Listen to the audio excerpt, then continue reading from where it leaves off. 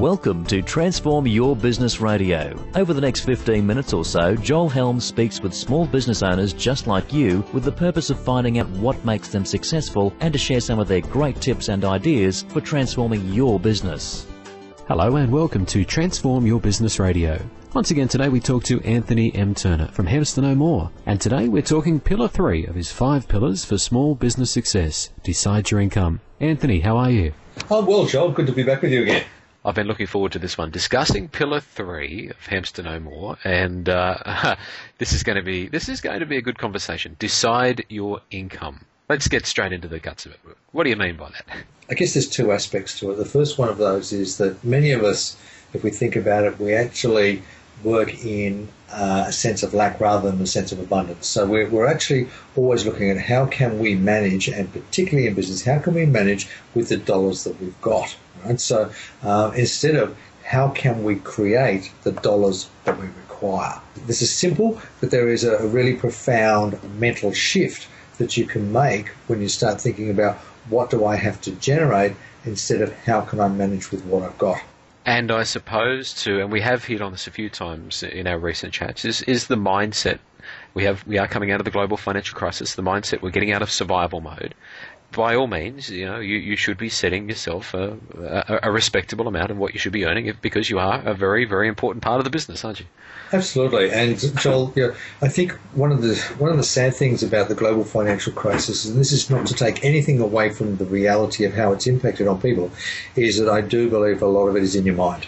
I do believe there is a lot of people out there who haven't been as drastically impacted by the global financial crisis, in inverted commas, as the media portrays it. There is a real danger that business owners can turn around and say, oh, well, it must be this, or the global financial crisis, or it must be some other thing, or it must be internet that's impacting our retail sales, or whatever. It's actually all about the mindset that the person holds about their business, because some of the biggest and the best businesses were actually developed in the Depression of the 1930s. There's an old saying about paying yourself first or paying yourself last when you're in business. What do you subscribe to in regards to that mentality? I think there's a large proportion of the people who do pay themselves last, and was I guilty of doing that? Absolutely I was. And I think there are times when we don't pay ourselves because we are looking to invest back into our business to take it to the next level.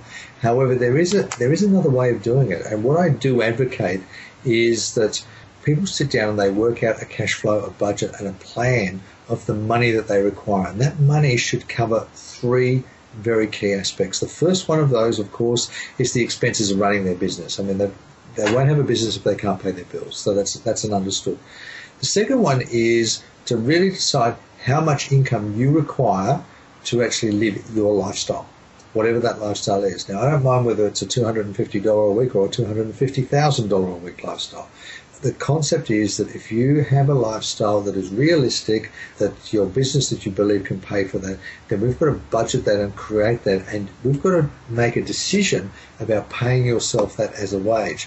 Now, your question, do you pay yourself first or last? I would suggest that in most cases it's important to pay yourself along with your staff if you have staff. And if you don't have staff, then to actually pay yourself as every week an amount. No matter how small that amount is, but every week you've got to pay yourself. You have to eat. It's really not about the earning. And there is a tool that we use when we're working with clients. And the first thing we do is we get our clients to actually sit down and analyse and look at their expenses. And there's 2 sets of expenses. The ones that which are their home expenses that cannot be included in their business, and then the ones that are obviously related to the business. So we identify what those things are. Once we know what those are, we would look at paying the individual the value of their home expenses as a wage as if they were paying a staff member. And then once we add all of that together, we come up with a subtotal, which then tells us how much money we have to make in the business for that to work. Right? Now, one of the dangers with a lot of cash flows and budgets is that they don't necessarily take into account a component for profit and growing the business.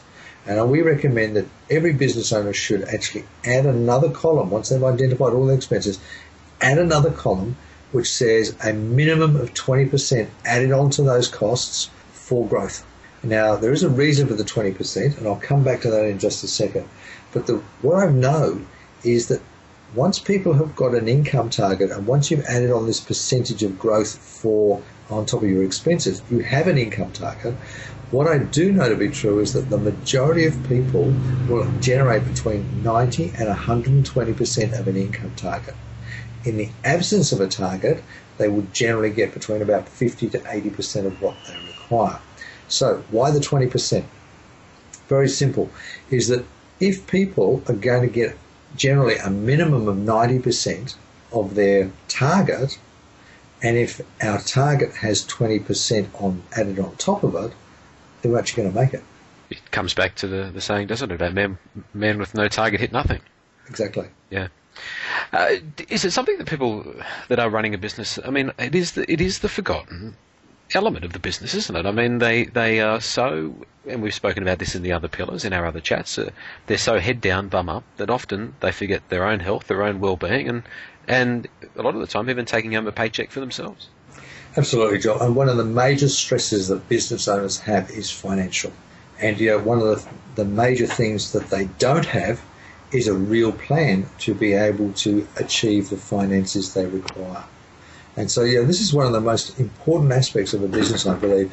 And it's about sitting down and not doing it the traditional way of, a cash flow budget, whereby we sort of have income, expenses, and you hope there's something left at the bottom of the day.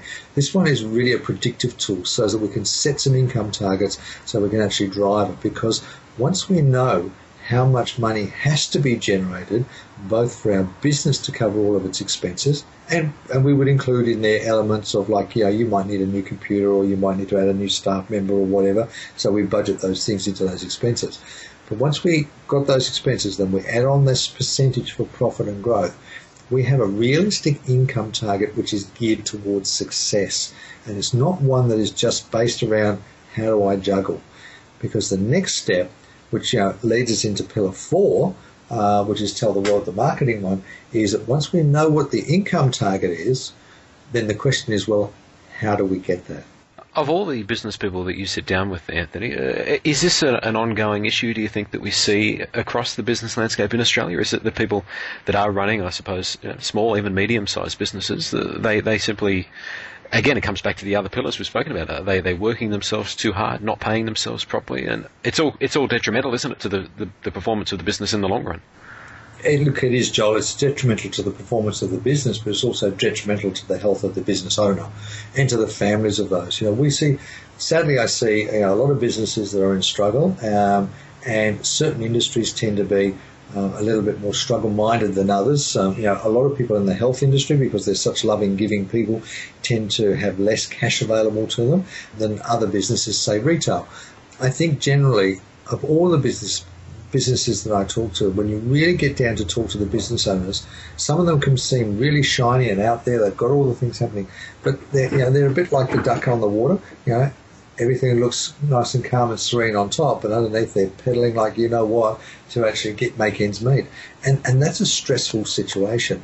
And remember, the whole concept of what we're talking about and what these pillars is about doing something differently to take our business owners off of the hamster wheel, that treadmill that they are currently on, so that they can actually have a life, less stress, more time with the family, and all those things that are important. It's funny, isn't it? It's funny psychology, because nobody gets into business thinking to themselves, now I'm getting into this because I want to work long hours and have a lot of stress. They get into it because they want to have a better life, don't they? Absolutely, and a lot of people get into it because they think they're going to make a good profit and they're going to have a better paycheck. But I know I've seen a lot of business owners, and I've been guilty of it myself, is that going into business is sometimes you go into the lowest paid job of your life. Next time we have a chat, we're going to talk about the next pillar, pillar 4, which is all about getting your business out there and telling people that you exist. And I think just from an outside perspective and an early thought about that, I think that it's going to be an interesting chat, because I think it's one thing people don't know how to do, and that's promote themselves. One of the biggest fears that all people have is that of rejection, and it's one of the biggest reasons why most people stay in their offices instead of getting out there and getting the customers that they require. Psst. Hey, interested in free ideas, tips, and a whole range of special offers, including free advertising to help your small business succeed? Thought so? Get on to transformyourbusiness.com.au and check out Club TYB. Club TYB provides free advertising for your business, plus a range of special offers including discounts and bonuses on coaching, skills training, financial and business planning, legal and accounting support, plus signs, bookkeeping, and many products and services to help your business succeed. Follow the links to Club TYB on transformyourbusiness.com.au and take advantage of all the savings to transform your business. Remember, follow the links to Club TYB at transformyourbusiness.com.au and start saving now. For our full library of podcasts, plus links to Club TYB, the home of special offers for small business owners from small business owners, visit transformyourbusiness.com.au. Transform Your Business Radio is a Helms Media Solutions production. Visit helms.com.au.